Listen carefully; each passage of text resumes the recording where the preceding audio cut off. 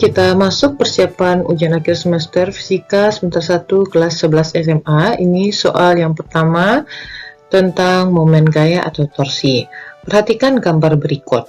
Jika massa batang diabaikan, berapa besar momen gaya terhadap titik C?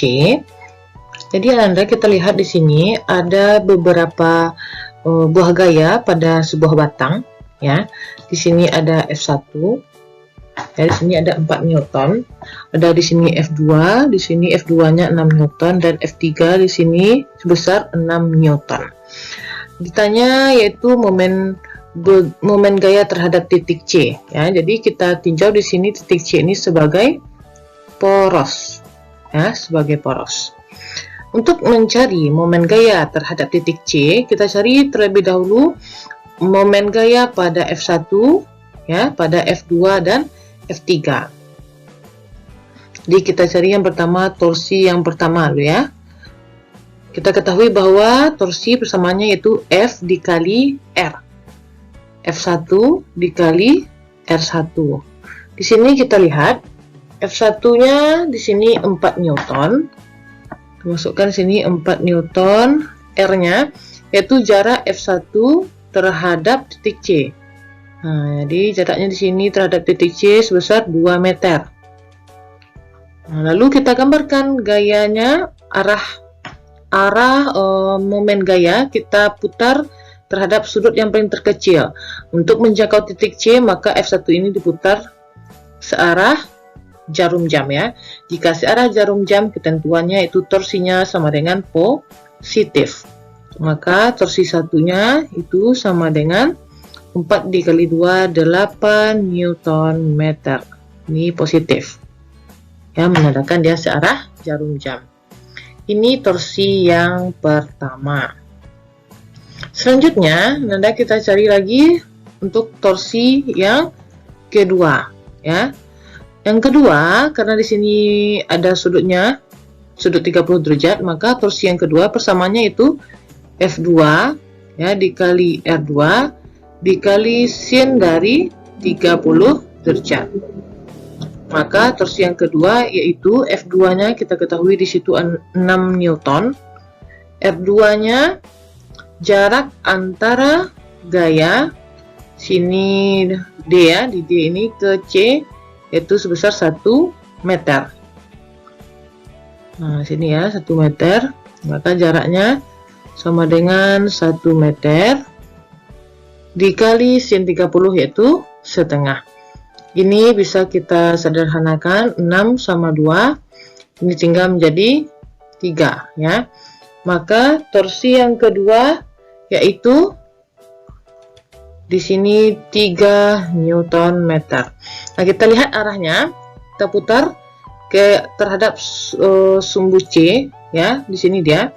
Kita putar sini, ini adalah arahnya yaitu searah jarum jam, juga positif. Maka untuk torsi yang kedua nilainya yaitu positif dari 3 Newton meter. Ini untuk torsi yang kedua. Selanjutnya kita cari lagi torsi yang ketiga. Torsi yang ketiga di sini kita sambung sini, torsi yang ketiga yaitu F3 dikali R3. F3-nya kita ketahui di sini sebesar 6 Newton, ya. Jarak antara F3 dengan C yaitu 1 tambah 1 2 meter, ya. Maka kita tulis di sini F3-nya yaitu 6 Newton dengan jaraknya yaitu 2 meter. Kita lihat arah momen gayanya, ya. Di sini ke atas, maka kita putar terhadap sudut yang paling terkecil ke arah sumbu C. Nah, seperti ini, ya. Nah, ini arahnya yaitu berlawanan dengan arah jarum jam, bernilai negatif. Nah, maka torsi yang ketiga sama dengan negatif 6 dikali 2, 12 Newton meter. Sudah kita dapatkan torsi yang pertama, torsi yang kedua, dan torsi yang ketiga. Maka untuk sigmato, ya, supaya jelas di sini sigma torsi pada sumbu C kita jumlahkan, ya. yaitu torsi 1 ditambah torsi 2 ditambah torsi yang ketiga. Torsi 1 di sini tadi 8 ya, langsung saja ya. Ditambah 3 di sini dikurang 12. 8 tambah 3 11 dikurang 12. Maka kita dapatkan min 1 Newton meter. Nah, min ini menandakan bahwa arah dari momen gaya atau torsi yaitu berlawanan ya, berlawanan arah jarum jam. Oke, semoga berhasil. Oke, kita masuk kepada kasus khusus percepatan pada gerak rotasi. Jadi ada beberapa kemungkinan soal yang akan keluar, beberapa gambar seperti 3 buah gambar di sini ya. Kita lihat di sini untuk gambar yang pertama. Jika Anda melihat nanti soal seperti ini, ya, apakah nanti ditanya percepatan ataupun tegangan tadi, kita harus menentukan percepatannya terlebih dahulu. Maka untuk persamaan percepatan, jika menemui gambar seperti gambar yang pertama ini, ya, untuk menentukan percepatannya, yaitu A sama dengan WA dikurang WB dibagi MA ditambah MB ditambah K dikali M katrol. Apa itu K? K ini nanti menentukan apakah dia nanti silinder pejal. Kalau dia katrol, dia kan silinder pejal ya. K-nya sudah ada ketetapannya itu setengah. Nah, nanti kita lihat lagi apakah masanya yang besar, apakah A atau B. Jika B yang besar, nanti ini WB dikurang WA ya. Tapi nanti kalau A yang besar masanya, maka yang besar dulu dikurang yang kecil. Ini untuk menentukan percepatan untuk gambar yang pertama. Untuk gambar yang kedua, jika ada di sebuah bidang yang licin, ada massa A digantung dan massa B. Untuk mencari percepatannya itu A sama dengan WA yang digantung ini ya, ini WA dibagi MA ditambah MB ditambah K M katrol. Nanti juga K ini sama juga dengan setengah. M katrol ini yaitu massa katrol. Dan untuk gambar yang ketiga, di sini pada bidang miring yang licin ya, untuk menentukan percepatannya yaitu benda yang digantung yaitu mempunyai berat WA ya. WA dikurang karena dia berlawanan arah WB-nya di sini.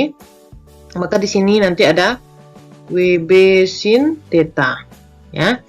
Jadi untuk menentukan A-nya itu WA dikurang WB sin theta dibagi MA ditambah MB ditambah K M katrol.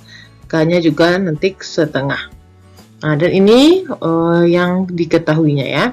Jadi sebelum kita masuk untuk contoh soal kasus khusus percepatan pada gerak rotasi, ini Anda harus pahami bentuk-bentuk kejadian dari mencari percepatan pada gerak rotasi. Oke, selanjutnya kita mengenai kasus khusus percepatan pada gerak rotasi. Perhatikan gambar berikut ya. Jika diketahui massa katrol yaitu 10 kg dan jari-jarinya 25 cm, tentukan percepatan benda M yang bermassa 5 kg. Nah, jadi kita ketahui juga ya. Ditanya di sini percepatan ya. Kita ketahui bahwa di hukum kedua Newton ya. Di hukum kedua Newton itu berlaku persamaan ya, sigma F sama dengan M dikali A ya. Nah, untuk mencari percepatan tentu A sama dengan sigma F dibagi M. Nah, ini sudah ketentuan kita. Nah, jadi untuk kita lihat di sini ya. F, sigma F itu gaya yang bekerja pada silinder pejal. Di sini ada gaya berat ya. Gaya berat di sini W terhadap benda yang bermassa 5 kg ya. Jadi W-nya sama dengan M dikali G. Nah, jadi bisa kita salin di sini. Massanya di situ ada 5 ya. 5 dikali, kita apakan saja langsung gravitasinya kita misalkan 10 ya. Dibagi massa ini adalah massa total, yaitu massa total benda dan juga massa katrol ya. M ditambah K dikali M ya. M nya ini M katrol.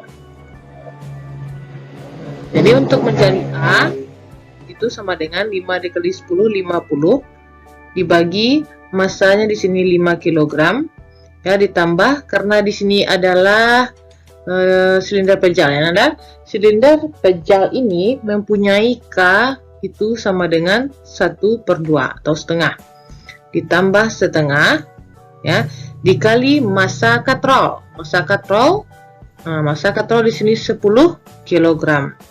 Kita dikali di sini 10. Bisa kita sederhanakan sini 2 sama bagi 2 di sini dapat 5 ya. Kita dapatkan hasilnya yaitu 50 dibagi 5 tambah 5 10. Maka percepatan pada benda yang bermassa 5 kg yaitu A sama dengan 5 meter per sekon kuadrat. Jadi jari-jari ini hanya pengecoh saja ya. Oke, kita lanjut soal yang berikut. Oke, lanjut soal yang ketiga yaitu tentang energi kinetik pada dinamika rotasi ya. Di sini sebuah silinder pejal bertranslasi dan berotasi dengan kecepatan linier dan kecepatan sudut masing-masing V dan omega. Energi kinetik total silinder pejal tersebut adalah, kita jabarkan ya Anda, untuk menurunkan persamaan energi kinetik total pada silinder pejal. Kita ingat terlebih dahulu ya, energi kinetik total itu yaitu penjumlahan ya antara energi kinetik rotasi ya ditambah dengan energi kinetik translasi.